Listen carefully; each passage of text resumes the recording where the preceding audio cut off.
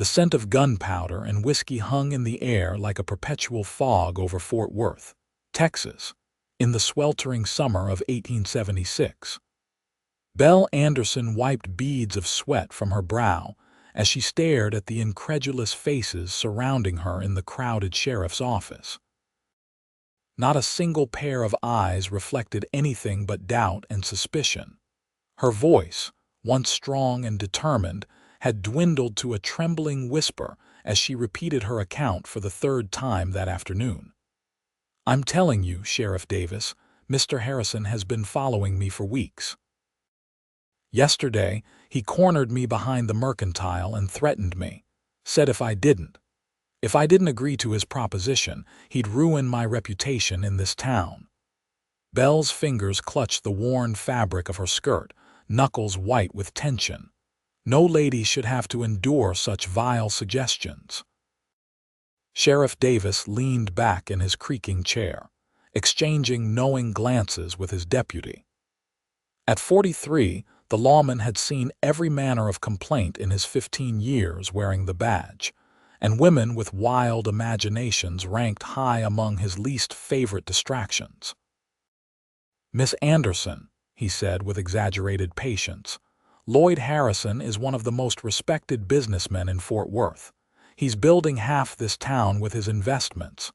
Are you certain you didn't misunderstand his intentions?" Belle's cheeks flushed with indignation. "Misunderstand?"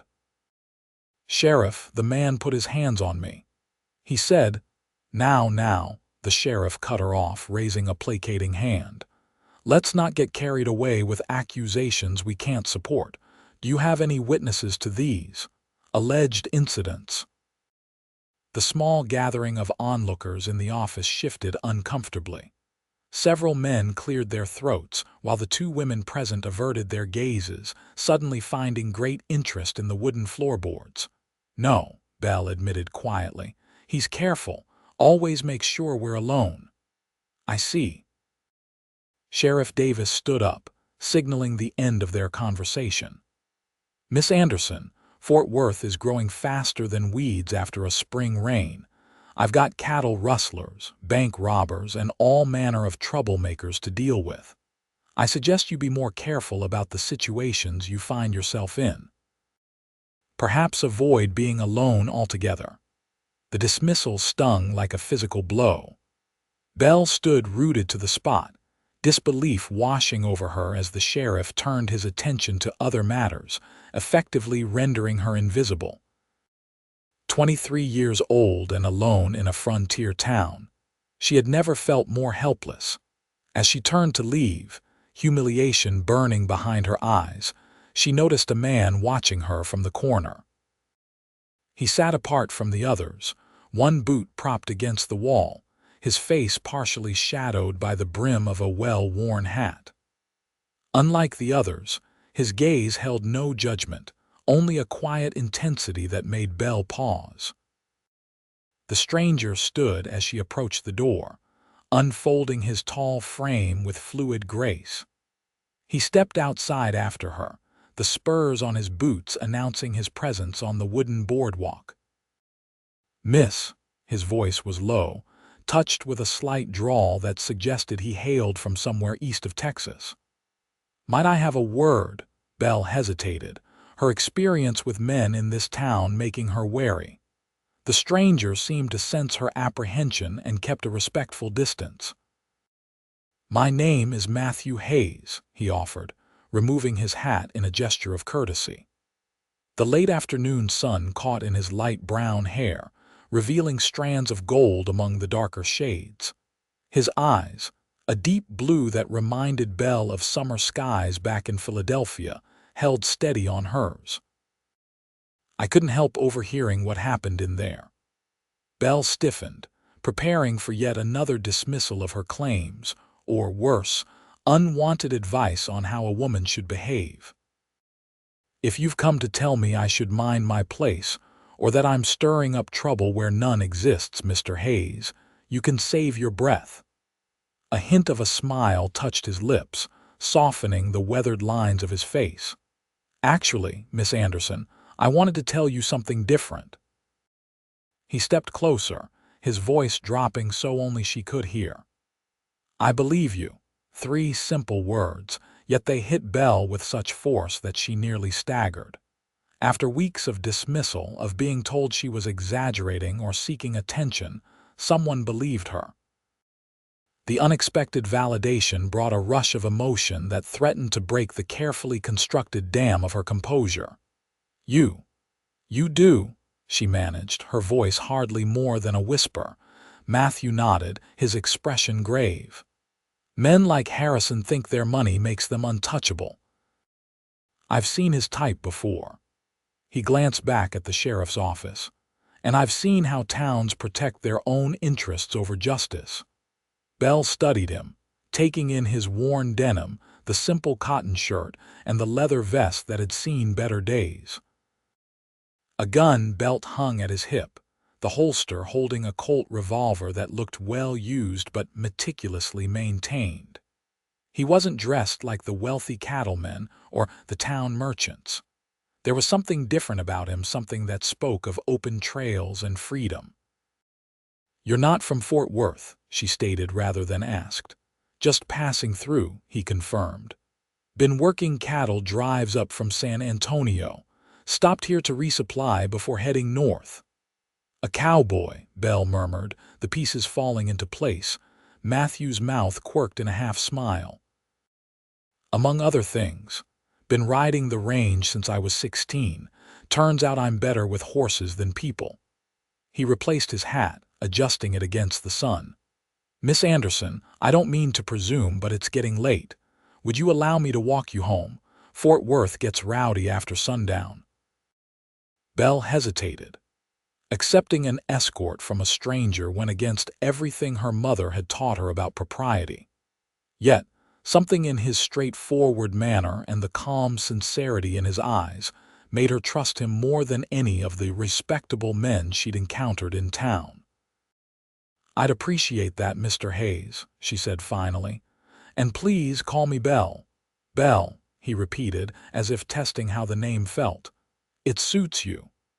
They walked in companionable silence through the bustling streets of Fort Worth. The town had exploded in growth since the arrival of the railroad 3 years prior, transforming from a sleepy frontier outpost to a critical shipping point for cattle heading to eastern markets. Buildings sprouted like mushrooms after rain: saloons and hotels, mercantiles and brothels, banks and churches, a chaotic blend of civilization and frontier roughness. "I came here from Philadelphia last year," Belle offered as they navigated around a wagon loaded with timber. "My father died, leaving nothing but debts. My aunt offered to take me in, but she lives in San Francisco. I didn't have enough money for the full journey, so I took a teaching position here, hoping to save the rest." Matthew nodded, gently guiding her away from a group of boisterous cowboys fresh off a cattle drive. "Fort Worth isn't the easiest place for a woman alone." "I'm learning that," Belle said grimly. "When I arrived, the town council was eager to have a proper school teacher. They spoke of bringing civilization to the frontier. What they didn't mention was that civilization only applies to certain people." They turned onto a quieter street lined with modest houses. Belle stopped before a small white clapboard structure with a tiny front porch. A pot of struggling geraniums sat beside the door, her attempt to bring a touch of her eastern home to this dusty town. "This is me," she said. "I rent the back room from Mrs. Holbrook. She's a widow, respectable enough that my living here doesn't raise too many eyebrows." Matthew removed his hat again. "It was a pleasure to make your acquaintance, Belle, despite the circumstances." Belle hesitated, reluctant to end their conversation. For the first time in weeks, she didn't feel alone in her struggle. Would you like to come in for some tea, Mrs. Holbrook would be present, of course, so there's no impropriety." A flash of regret crossed his features. "I appreciate the offer, but I should get back. Got some business to attend to before nightfall." He seemed to consider something before continuing. I'll be in town for a few more days. Perhaps we could speak again. I'd like that, Belle admitted, surprised by her own forwardness. I teach at the schoolhouse until 3 o'clock each day. Then I'll find you tomorrow after school, Matthew promised. He settled his hat back on his head with a nod. Lock your door tonight, Belle. And maybe push a chair under the handle. The concern in his voice sent a chill through her. Do you think Mr. Harrison would? Men like that don't take kindly to being challenged, Matthew said simply. Just a precaution. As Belle watched him walk away, his tall figure cutting through the gathering dusk, she felt something she hadn't experienced in months. Hope. Small and fragile, but unmistakably there. Inside Mrs. Holbrook was preparing a simple supper of beans and cornbread, her gnarled hands moving with practiced efficiency despite her 70 years. The old woman raised an eyebrow at Belle's flushed cheeks. "Who was that man walking you home, Miss Anderson?" she asked, her tone hovering between curiosity and disapproval. "Not from around these parts is he, a cowboy passing through town," Belle answered, removing her bonnet and hanging it by the door. "Mr. Hayes was kind enough to escort me after." She hesitated, unsure how much to share. "After you went to see Sheriff Davis about Lloyd Harrison," Mrs. Holbrook finished for her, her expression softening. "Word travels fast in Fort Worth, child, even to old women's ears." Belle sank into a chair at the small kitchen table, suddenly exhausted. "You knew I was going to the sheriff. I've seen how Harrison looks at you during Sunday services. Man doesn't have the fear of God in him, despite sitting in the front pew every week." Mrs. Holbrook set a plate of cornbread on the table with more force than necessary. "I also know Davis won't do a thing about it. Harrison donated the money for the new jail cells." "No one believed me," Belle whispered, the hurt fresh again. "They all looked at me like I was making it up for attention." Mrs. Holbrook patted her shoulder with surprising gentleness. "Men protect men, especially men with money. It's been that way since Eve bit the apple." She peered out the window toward the street. "But your cowboy believed you, didn't he?" "He's not my cowboy," Belle protested, feeling heat rise to her face. "We just met." Was all Mrs. Holbrook said, her knowing eyes twinkling. "Well, eat your supper before it gets cold. Teaching those wild children takes strength." Later that night, as Belle prepared for bed, she found herself thinking of Matthew Hayes. There was something compelling about him beyond his handsome features or the fact that he had believed her.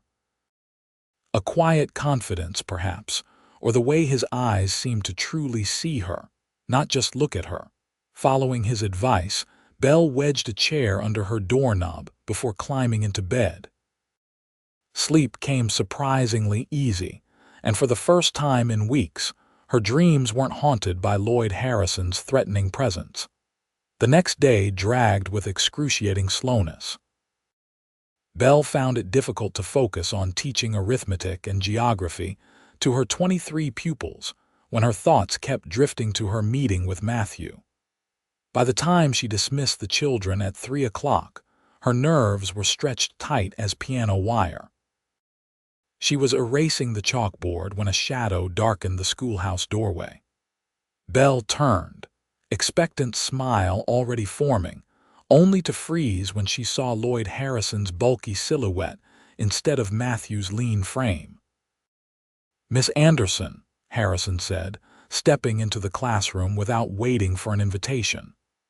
At 48, he was still a powerfully built man, his success evident in the quality of his suit and the gold watch chain stretched across his substantial belly. "I believe we need to have a conversation about your visit to the sheriff yesterday."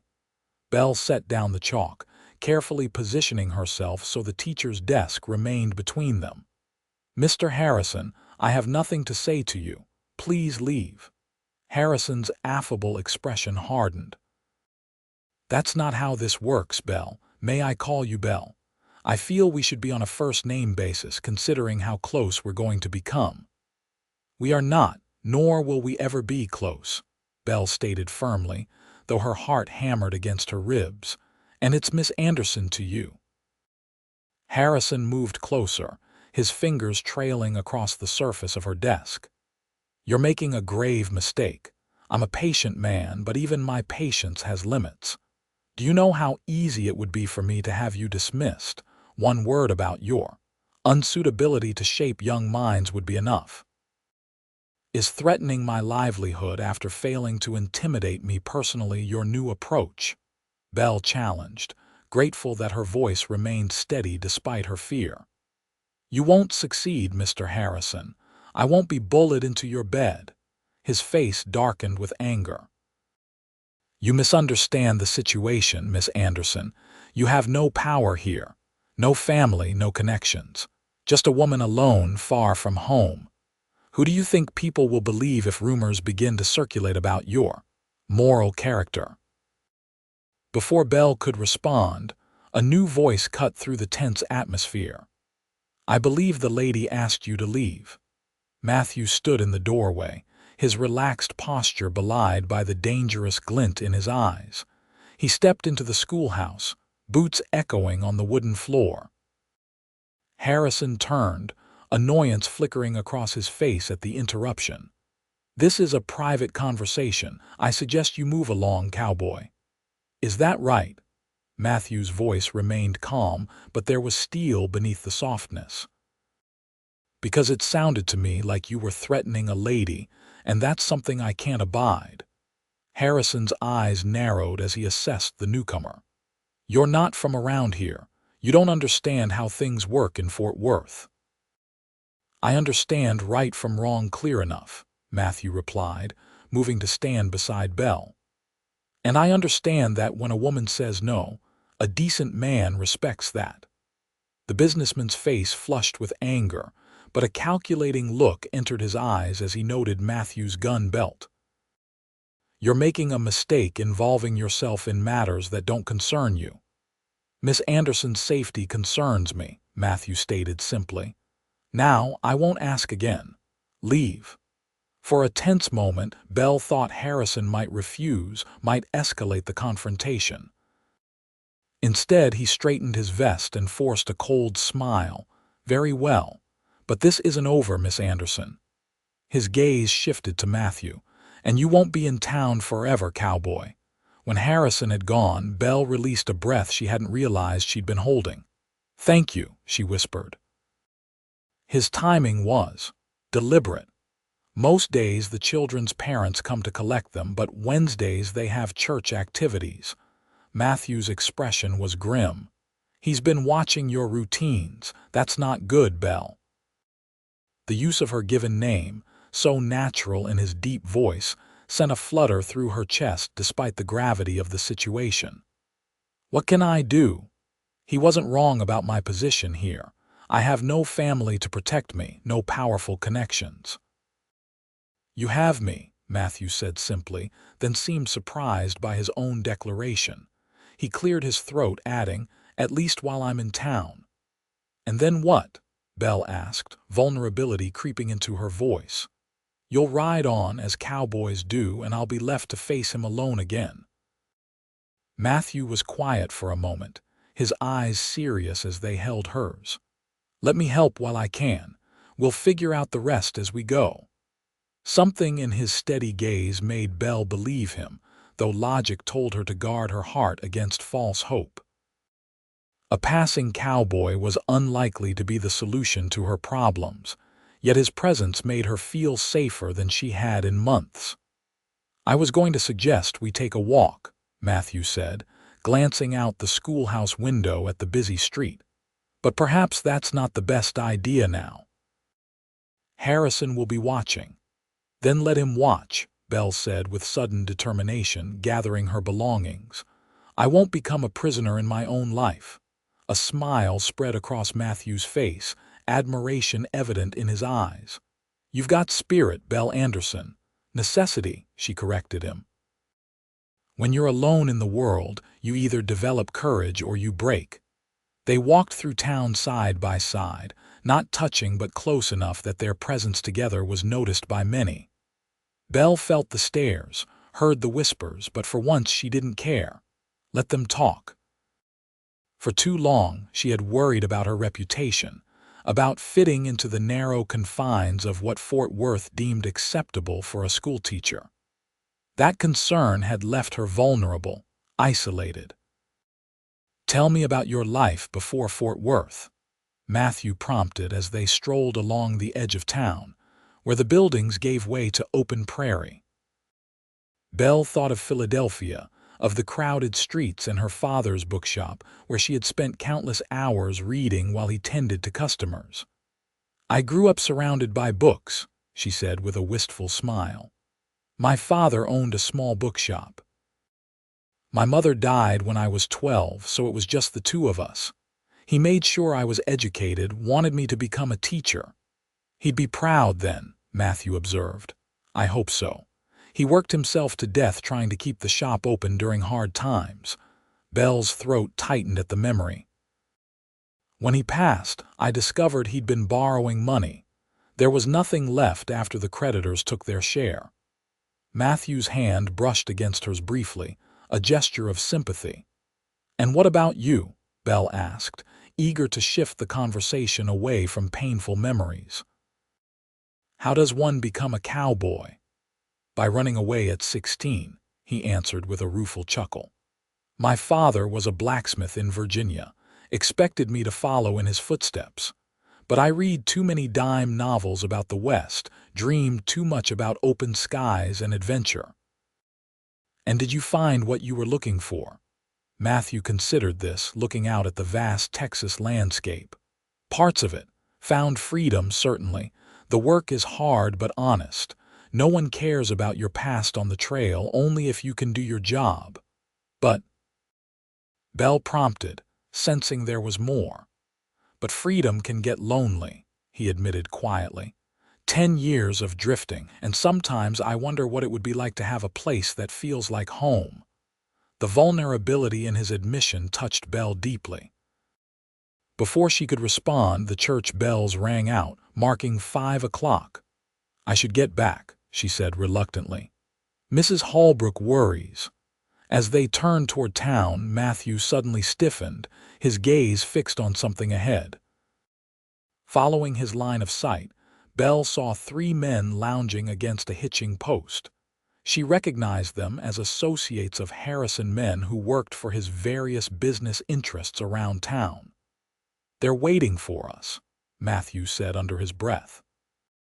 "For you, you mean," Belle corrected, anxiety rising. "Harrison doesn't waste time." Matthew's hand moved subtly closer to his revolver. "Let's avoid trouble if we can. There's another way back through that side street." They changed direction casually, but Belle could feel the men watching them, tracking their movement. The detour took them past the livery stable where Matthew pointed out his horse, a handsome dun gelding with intelligent eyes. "Samson's been with me for 6 years, he said with evident pride. "Best cow horse I've ever had, smarter than most men I know." Belle smiled at the affection in his voice. "He's beautiful." "He's also my sign that trouble's coming," Matthew added in a lower tone as the horse nickered nervously, ears flicking back and forth. "We've got company." Sure enough, the 3 men had followed them, no longer pretending their presence was coincidental. They spread out, blocking the narrow alley that led back to the main street. "Evening, Cowboy," the largest of the 3 called out. "Hear you've been interfering in Mr. Harrison's personal business." Matthew positioned himself slightly in front of Belle. "I don't recall Mr. Harrison having any legitimate business with Miss Anderson."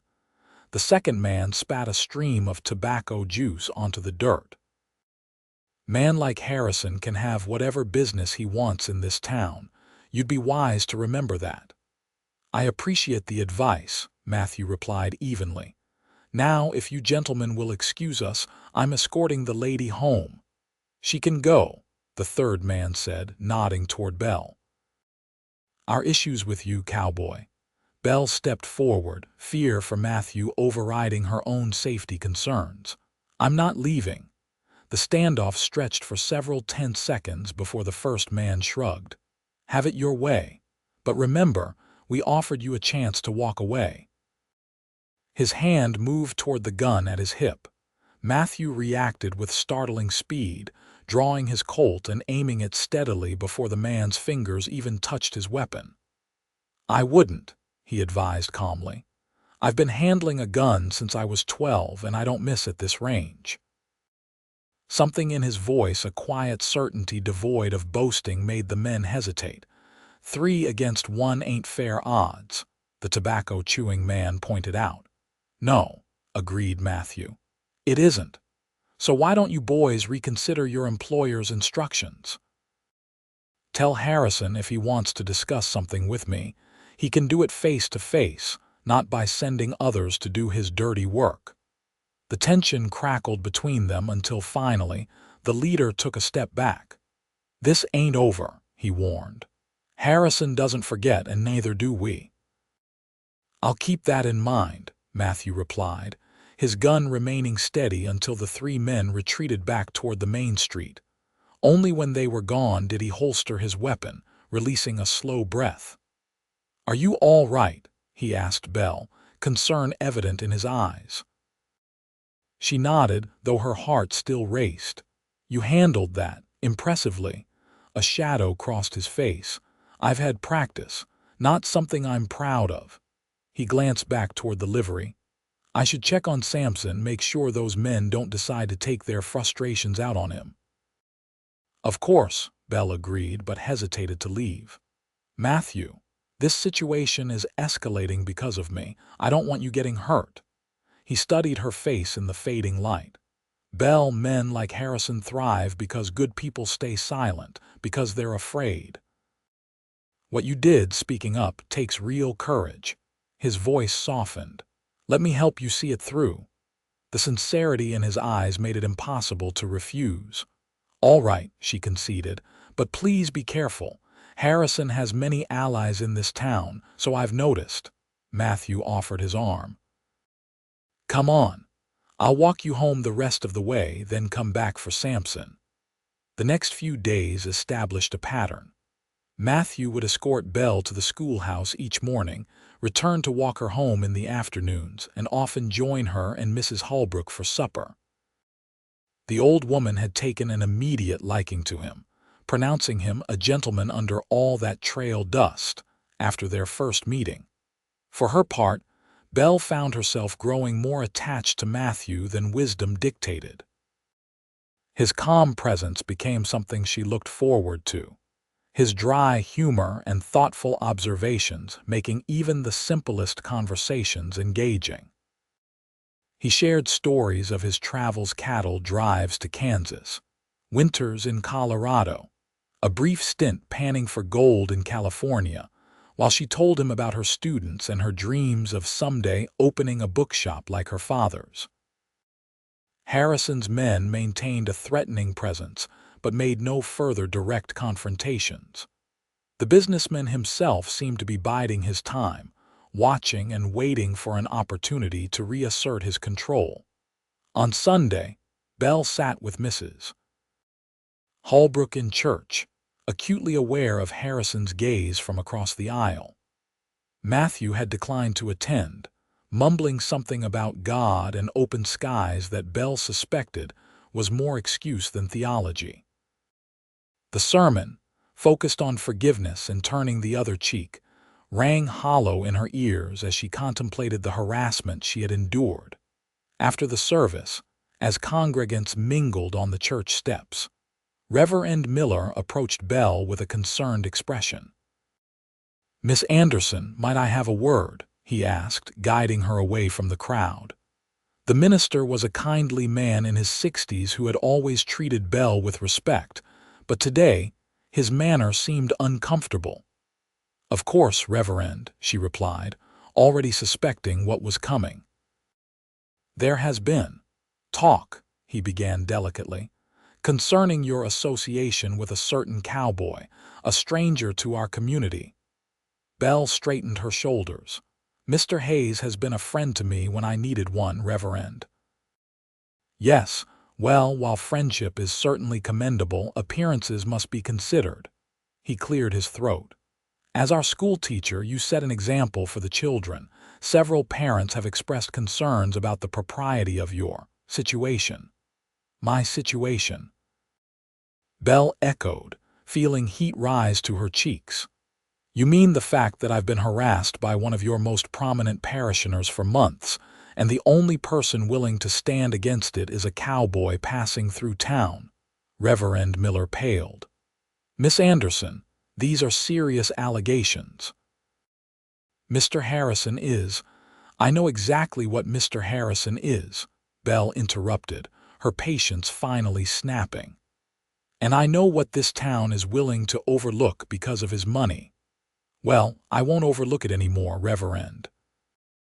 And if that makes me unsuitable to teach the children of Fort Worth, then perhaps it's time I reconsidered my position here.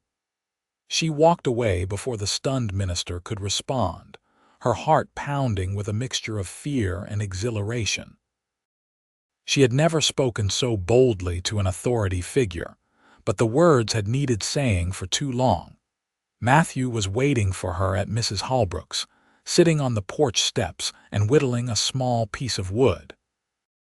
He looked up at her approach, a smile spreading across his face that faltered when he saw her expression. What happened? He asked, setting aside his project and standing. Belle recounted her conversation with Reverend Miller, her voice trembling with suppressed anger. When she finished, Matthew's face had darkened. This can't continue, he said quietly. Harrison is isolating you, turning the town against you. It's a common tactic for men like him. What choice do I have? Belle asked, the fight suddenly draining from her. If I lose my position at the school, I have no way to support myself. I'd have to leave Fort Worth, and I don't have enough saved for the journey to San Francisco. Matthew was silent for a long moment, his eyes troubled. Finally, he said, I received word this morning. The cattle I've been waiting for will arrive tomorrow. I'm supposed to help drive them north to the railroad at Dodge City. Belle felt as if the ground had dropped away beneath her feet. She had known this day was coming. Matthew had never pretended otherwise, but the reality of it struck harder than she had anticipated. I see, she managed, struggling to keep her voice even. Well, I appreciate all you've done, Matthew, truly. Belle, he said, stepping closer.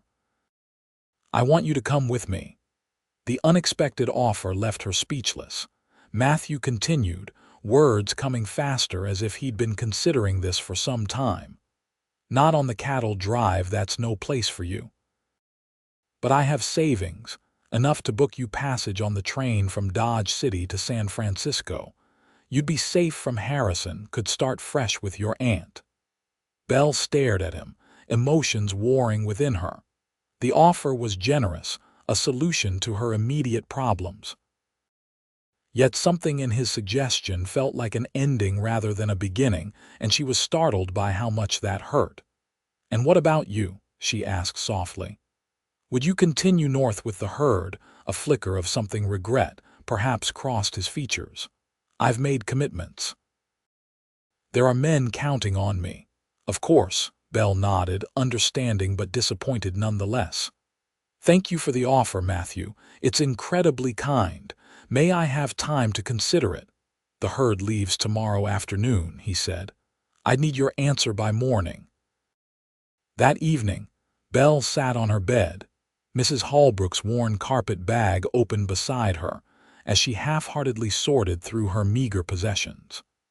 The decision seemed clear on the surface. Fort Worth had become hostile territory, and San Francisco offered safety and family. Yet leaving felt like surrender, like allowing Harrison and men like him to continue their behavior unchallenged. And then there was Matthew. In the short time she'd known him, he had awakened feelings she had never experienced before. The thought of saying goodbye after a brief journey to Dodge City left an ache in her chest that no rational argument could soothe. A soft knock at her door interrupted her thoughts. Mrs. Holbrook entered, carrying a steaming cup of tea. "Thought you might need this," the old woman said, setting the cup on Belle's nightstand. She surveyed the half-packed bag. "So you're going with him, then?" "I haven't decided," Belle admitted. "It makes sense, but your heart's arguing with your head, Mrs." Holbrook finished for her, settling onto the edge of the bed. "I've lived long enough to know that look." Belle smiled weakly. "Is it that obvious?" "Only to another woman who once had to choose between safety and possibility." Mrs. Holbrook patted Belle's hand. "My Harold wasn't much different from your cowboy, you know. Wild as the wind when I met him. My father forbade the match, said Harold would never settle, but I saw something in him others missed." "What happened?" Belle asked, curious about this glimpse into her landlady's past. A soft smile touched the old woman's weathered face. "I took a chance. We had 42 good years together before pneumonia took him. Not always easy years, mind you, but good ones. Matthew hasn't suggested. That is, his offer is to help me reach San Francisco, not to." Belle trailed off, embarrassed. Mrs. Holbrook's eyes twinkled knowingly. "Men are strange creatures, Belle. Sometimes they need a little push to recognize what's right in front of them." She stood with a groan as her arthritic joints protested. "Whatever you decide, know you've always got a place here if you need it." After the old woman left, Belle sat for a long time, turning her options over in her mind. By the time she finally fell asleep, she had made her decision. The next morning dawned clear and hot, promising another scorching July day. Belle dressed carefully in her best blue dress, the one that matched her eyes according to Mrs. Holbrook. She packed the carpet bag with essentials, leaving most of her belongings behind. Whatever path she chose today, she could send for the rest later. Matthew arrived just after sunrise, leading Samson and another horse, a gentle-looking mare with a white blaze down her face. "Borrowed her from the livery," he explained when Belle emerged from the house. "Thought you might need a mount, whether you're coming with me or making other arrangements." The uncertainty in his voice gave Belle courage. "I've made my decision," she said, setting her bag down on the porch steps. "But before I tell you, I need to know something." Matthew waited, his expression guarded but attentive. "If Harrison weren't a factor, if my situation here were different," Belle began carefully, "would you still be asking me to leave with you? Or is this offer born purely from concern?" The question seemed to catch him off guard. Matthew removed his hat, running a hand through his hair as he considered his response.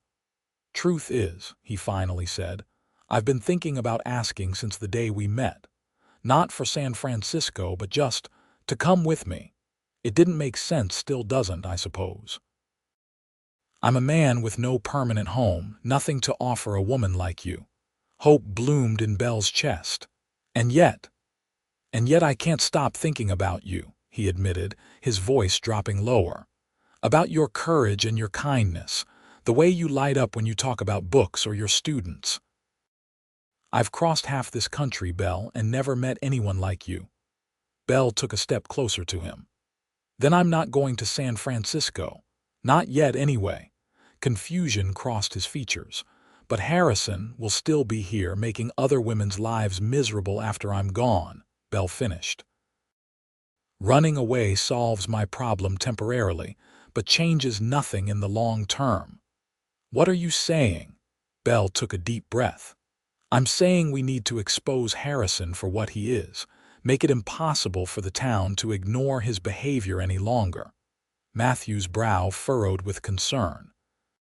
"That's dangerous, Belle. Men like Harrison don't surrender power easily." "I know. But I've been thinking about what you said about how men like him thrive because good people stay silent." Her eyes held his steadily. "I'm tired of being silent, Matthew. Will you help me?"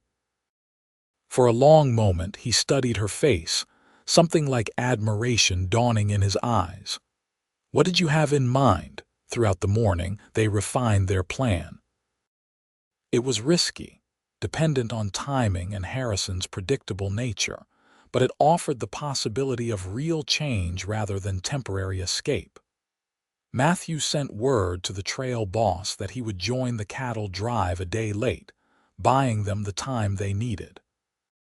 By mid-afternoon, Belle was seated alone at a small table in the corner of the Cattleman's Hotel restaurant, the most respectable dining establishment in Fort Worth. As expected, Lloyd Harrison was also there, dining with several business associates. He noticed Belle immediately, his surprise at seeing her alone in such a public venue evident in his expression. Belle sipped her tea with feigned calmness, though her heart hammered in her chest. The hardest part of their plan was trusting that Harrison would take the bait, that his arrogance would overcome his caution. She didn't have to wait long. As his associates departed, Harrison approached her table, adjusting his vest and smoothing his mustache in a gesture of self-importance. "Miss Anderson," he greeted her with false cordiality, "this is an unexpected pleasure. Dining alone, Mr. Harrison," Belle acknowledged him coolly. "Yes, I find myself unaccompanied today." "Your cowboy friend moved on, has he?" Harrison couldn't keep the satisfaction from his voice. "Most do eventually. The trail calls them back." Belle forced a tight smile. "Mr. Hayes had business to attend to. I'm sure you understand how demanding professional obligations can be." "Indeed." Harrison gestured to the empty chair across from her. "May I join you?" A lady shouldn't dine alone. Every instinct told Belle to refuse, to maintain as much distance as possible from this man who had tormented her for months. But the plan depended on this moment. She nodded stiffly. Harrison settled his bulky frame into the chair, signaling the waiter for coffee. "I must say I'm pleased to see you without your protector. Perhaps now we can speak reasonably as adults with mutual interests." "What mutual interests would those be, Mr. Harrison?" Belle asked, her voice steady despite her revulsion. He leaned forward, lowering his voice. "Your position in this community is precarious, Belle. The school board meets next week to discuss teaching appointments for the fall term. One word from me could secure your future here, or end it." "I see," Belle said, taking another sip of tea to disguise her trembling hands. "And what would you expect in return for your advocacy?" A smile spread across Harrison's face, the smile of a predator who believes his prey is cornered. "I think you understand perfectly what I'm proposing. Companionship, Belle. Discreet, of course. I'm a generous man to those who please me." "Companionship," Belle repeated, ensuring her voice was clear. "You mean you expect me to share your bed in exchange for keeping my teaching position?" Harrison's eyes darted around the restaurant, but his smugness didn't falter. "Crudely put, but essentially correct. It's a fair arrangement, one many women in your position would gratefully accept." "And if I refuse?" Belle pressed, needing his threats on record. "Then not only will you lose your position, but I'll ensure no respectable household in Texas will hire you." His voice hardened. "Your reputation will be in tatters. Who do you think people will believe, a wealthy businessman who built half this town, or a penniless schoolteacher with no connections?" Belle set down her teacup with deliberate care. "That's very clear, Mr. Harrison. I appreciate your frankness." Something in her calm response made Harrison pause, suspicion flickering in his eyes. "You seem unusually composed for a woman receiving such an ultimatum." "Perhaps because I'm not alone after all," Belle replied, a genuine smile touching her lips for the first time. Harrison turned to follow her gaze and froze. Sheriff Davis stood near the restaurant entrance, his expression thunderous. Beside him was Reverend Miller, whose usual kindly demeanor had been replaced by righteous anger. And beside them both, looking satisfied but not surprised, stood Matthew. "What is the meaning of this?" Harrison demanded, half rising from his chair. Sheriff Davis approached their table, his badge glinting in the afternoon light. "Lloyd Harrison, I believe we need to have a conversation about intimidation and coercion." "This is ridiculous," Harrison blustered. "Miss Anderson and I were simply having a civil conversation about school board matters." "Strange," Matthew said, stepping forward. "From where I was sitting, it sounded like you were threatening her livelihood if she wouldn't provide companionship. Isn't that right, Reverend?" The minister nodded gravely. "I heard the same, I'm afraid. Most disturbing, especially from a man who sits in my congregation each Sunday." Harrison's face flushed dark red. "You were eavesdropping. This is entrapment. Sheriff, surely you can't take this seriously." Sheriff Davis looked uncomfortable but determined. "Several women have come forward since yesterday, Lloyd. Women with similar stories about your propositions. I can't ignore it anymore, not with witnesses of this caliber." Belle watched as the realization dawned on Harrison that his position was crumbling, his eyes fixed on her with naked hatred. "You orchestrated this," he seethed. "You and that saddle tramp." "No, Mr. Harrison," Belle replied calmly. "You did this to yourself." "I simply stopped being afraid to speak the truth." The next hour passed in a blur as statements were taken, and Harrison was escorted to the sheriff's office, protesting his innocence and threatening retribution against everyone involved. Throughout the process, Matthew remained at Belle's side, a steady, reassuring presence. When they finally emerged onto the street, the late afternoon sun was casting long shadows across Fort Worth. News of Harrison's disgrace was already spreading through town, carried on the swift currents of gossip that characterized frontier communities. "It worked," Belle said softly, still somewhat stunned by their success. "I can hardly believe it." "You were magnificent," Matthew told her, pride evident in his voice. "The way you handled him, kept your composure. I've seen men face down gunfighters with less courage." Belle felt a blush warm her cheeks at his praise. "I couldn't have done it without you. Without your belief in me from the start." They walked slowly toward Mrs. Holbrook's house, neither mentioning the cattle drive waiting or the decisions that still loomed before them. For this moment, it was enough to savor their victory. "What happens now?" Belle finally asked as they reached her porch. "With Harrison, I mean." Matthew leaned against the railing, considering. "Hard to say. Men like him usually have friends in high places. He might escape serious consequences, but his reputation is damaged. The women who came forward, that changes things. Makes it harder to dismiss as one person's word against another's." "Those women were so brave," Belle murmured, "coming forward when they did, knowing the risks." "They had an example to follow," Matthew pointed out. "Someone who refused to be silenced even when no one believed her." The simple truth of his words touched Belle deeply. She had acted out of necessity, out of self-preservation, but perhaps in doing so had created space for others to find their voices too. "And what about you?" she asked, the question she'd been avoiding finally finding its way past her lips. "The cattle drive." Matthew straightened, his expression serious. "I sent word that I won't be joining them." Belle's heart skipped a beat. "Matthew, there'll be other drives," he said simply. "But what's happening here now that feels more important?" "What is happening here?" Belle whispered, needing to hear him say it. Matthew stepped closer, close enough that she could see the flecks of gold in his blue eyes. "I'm not sure yet, but I'd like to find out if you're willing." The hope in his voice matched the feeling expanding in her own chest. "I'm willing," she answered. "But I want to be clear, I don't need rescuing anymore, Matthew. If you stay, it has to be because you want to be here. With me." "Belle Anderson," he said softly, reaching out to take her hand in his.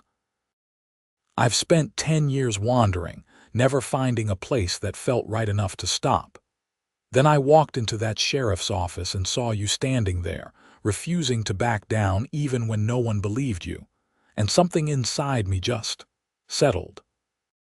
He brought her hand to his lips, pressing a gentle kiss against her knuckles.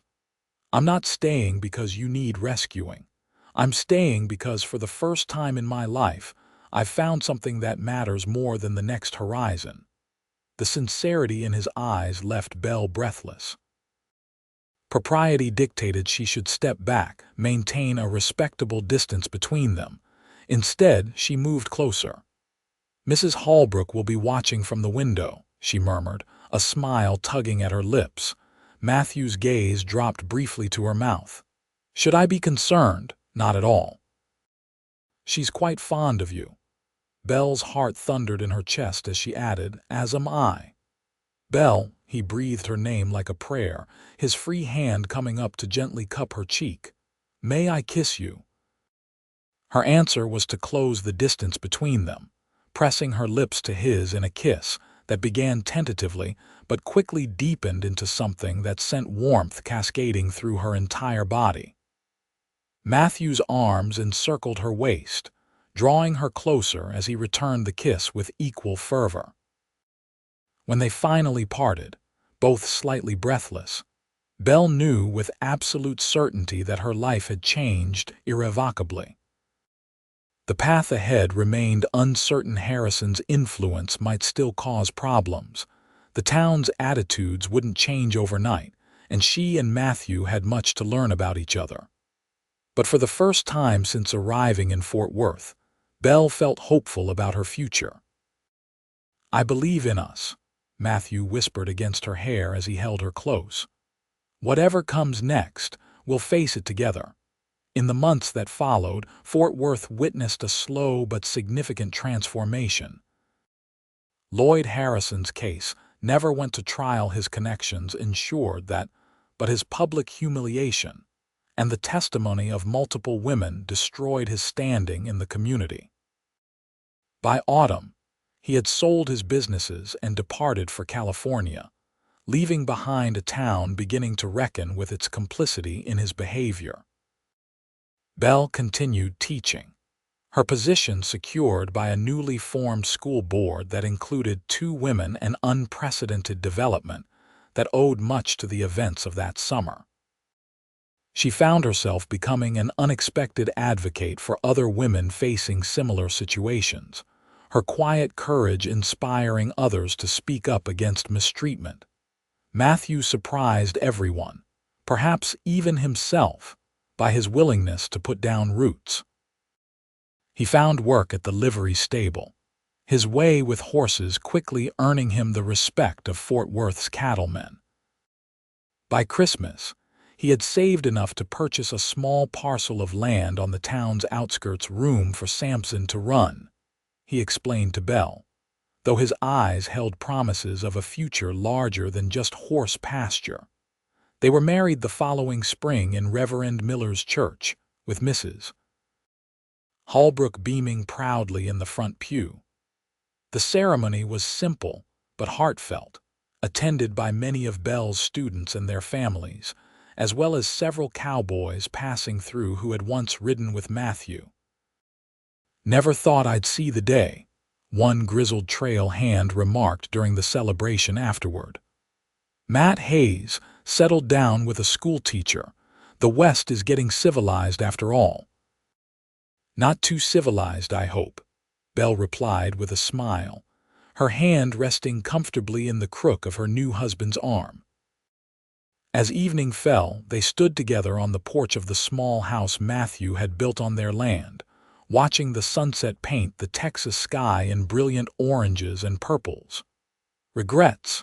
Matthew asked softly, his arm around her waist. Belle leaned into his embrace, considering the question. Their life wouldn't be easy. They were building something new with limited resources in a town still finding its way toward true civilization. But when she remembered the moment he had sat beside her in that sheriff's office and simply said, "I believe you," she knew she would choose this path again without hesitation. "Not a single one," she answered, turning in his arms to face him. "You." "Only that I didn't find you sooner," he said, lowering his head to capture her lips in a kiss that still made her heart race, even after months together. Later that night, as they lay together in their new home, Belle thought about the strange twists of fate that had brought them to this moment. Her father's death, her journey west, Harrison's harassment, all painful experiences that had nonetheless led her to Matthew, and to a strength within herself she hadn't known existed. "What are you thinking about?" Matthew murmured, his fingers tracing lazy patterns along her bare shoulder. Belle smiled in the darkness. "About how sometimes the worst moments can lead to the best beginnings. If Harrison hadn't harassed me, if you hadn't been in that sheriff's office that day, I'd like to think we would have found each other anyway," Matthew said. "Some things are just meant to be." Belle hadn't considered herself a romantic before meeting Matthew, but his simple faith in their connection had softened the practical edges of her nature. "Perhaps you're right," she agreed, nestling closer to his warmth. "Though I'm glad it happened the way it did. Even the harassment." He asked, surprised. "Not that specifically," Belle clarified, "but the fact that when no one else believed me, you did. That moment changed everything, Matthew. For the first time in months, I wasn't alone anymore." He pressed a kiss to her forehead. "You'll never be alone again, Belle." "That's a promise." As the years passed, they built a life that balanced Matthew's love of open spaces with Belle's desire for community and purpose. Their small homestead grew to include a modest herd of cattle, a vegetable garden that was the envy of Fort Worth's housewives, and eventually, a one-room library attached to their home where Belle lent books to anyone interested in reading. Their first child, a son they named James, arrived 2 years after their marriage, a strong-willed boy with his father's blue eyes and his mother's quick mind. A daughter, Elizabeth, followed 3 years later, and another son, Thomas, 2 years after that. Fort Worth continued to grow around them, the railroad bringing new opportunities and challenges alike. Belle watched with satisfaction as women gradually assumed more visible roles in the community's affairs, her own quiet stand against Harrison having helped shift perceptions in small but significant ways. Matthew never fully abandoned his wandering nature, occasionally joining cattle drives for short stretches when the family could spare him. But he always returned with the same eager anticipation, telling their children that no horizon looked as promising as the one that held their home within it. On their 10th wedding anniversary, Belle and Matthew sat on their porch swing, watching their children chase fireflies in the gathering dusk. The day had been celebrated with a picnic attended by friends and neighbors, but now they enjoyed a moment of peaceful solitude together. "Happy?" Matthew asked, his arm around her shoulders, his face lined with a decade of Texas sun and laughter. Belle considered the question, taking in the scene before her, their thriving homestead, their healthy children, the community that had become truly their own. She thought of the frightened young woman she had been, alone and disbelieved, and marveled at the distance she had traveled. "Completely," she answered, leaning her head against his shoulder. "You know, when I was teaching today, Sarah Miller asked me what the most important thing in life is." "What did you tell her?" Matthew asked, curious. "That it's being believed," Belle said simply. "When someone truly sees you and believes in you, that changes everything." Matthew's hand found hers, fingers intertwining with the familiar comfort of countless shared days. "I believed in you from the first moment," he said softly. "And I've never stopped." As twilight deepened into night, Belle Anderson Hayes sat beside the man who had changed her life with 4 simple words spoken in a dusty sheriff's office all those years ago. "I believe you," he had said, and in doing so had helped her find not just safety, but home. Their story, which had begun with harassment and disbelief, had transformed into something neither could have imagined that summer day in Fort Worth. It had become a testament to courage, to standing firm in the face of intimidation, and to the profound power of being truly seen and believed. And as their children's laughter echoed across the Texas evening, Belle knew that this life, this love, this legacy of truth and belief was worth every difficult step of the journey.